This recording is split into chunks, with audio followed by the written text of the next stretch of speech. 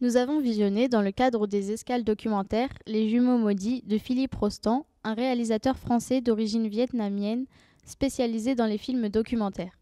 Bonjour. En premier, je vais demander de vous présenter de votre carrière dans les documentaires. Comment ça s'est passé depuis le départ Alors, je viens de la fiction. En fait, j'ai été assistant réalisateur de cinéastes, pour les plus connus, Pierre Schoendorfer, Mathieu Kassovitz, entre autres. Et je voulais faire de la fiction au départ. Mais bon, c'est très compliqué. Comme d'habitude, c'est jamais simple.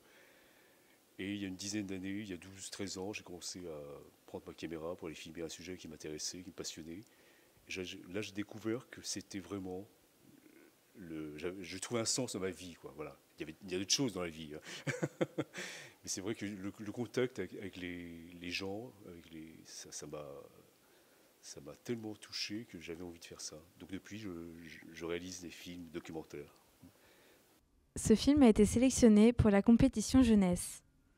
Il s'intéresse à la situation des jumeaux à Madagascar, considérés comme porteurs de malédiction. Et d'où vous est venue l'idée des deux jumeaux, en fait, de faire ce reportage?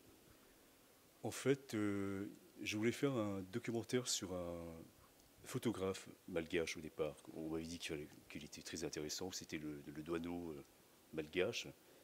Donc je l'ai contacté et pour faire connaissance, il m'a envoyé des photos et des sites. Et je tombe un jour sur une expo qu'il avait faite il y a 15 ans. Et je lis le sujet de l'expo. Donc je découvre le tabou des jumeaux à Madagascar. Donc là, je lui ai dit, écoutez, j'aimerais bien rencontrer les deux garçons qu'on voit sur une de vos photos. Donc est-ce que c'est possible de me mettre en contact avec ces gens-là?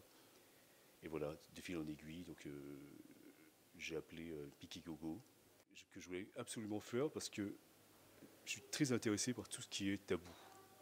Quelque chose de non dit, etc. Donc c'était d'aller creuser chez les gens, les faire parler et faire parler de choses qui rendent leur vie dramatique, quoi. Les réactions des spectateurs au Centre Intermonde donnent lieu à un débat intéressant. Moi, je suis allé dans un cadre d'aide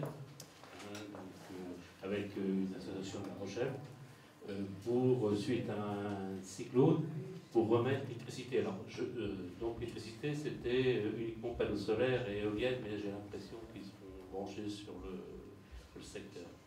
Donc le film représente bien l'ambiance moi, ce que j'ai vécu. Hein. Donc, la partie que j'ai pas vécue, c'est aller voir les gens. On a côtoyé les gens, mais on n'a pas été dans les familles aussi proches, quoi. Mais tout le paysage, tout ça, c'est exactement ça. Hein, je veux dire. Alors moi, j'ai le souvenir en 2007 du mécanicien. Donc le mécanicien était deux jumeaux. Alors il faut dire aussi une chose, je suis jumeau. Voilà. Donc le mécanicien, on a pu discuter ensemble, et c'était simplement pour prouver là, une petite précision, les enfants ne sont pas adoptables. Donc c'est la philosophie de Bouffet, c'est de prendre ces jumeaux, ces triplés, et de les élever, de les envoyer à l'école, de bien les nourrir, et pour prouver qu'ils sont aussi capables que les autres d'avoir un métier.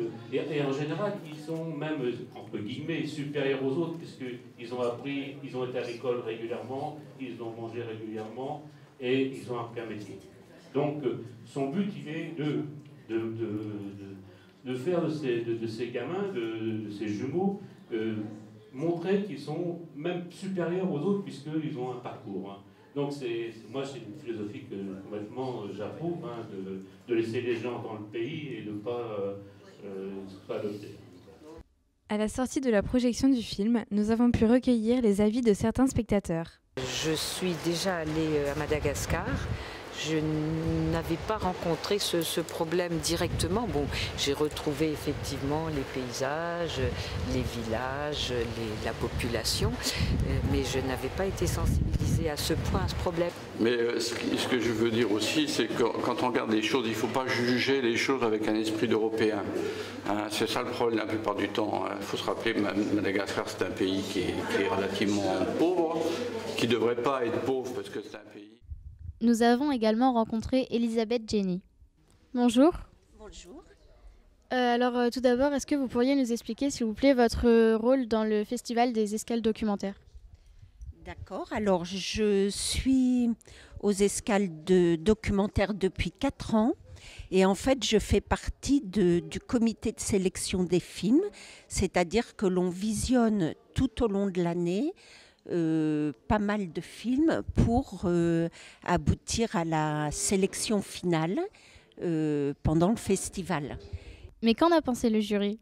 Résultat samedi, à l'occasion de la soirée de clôture se déroulant à La Sirène.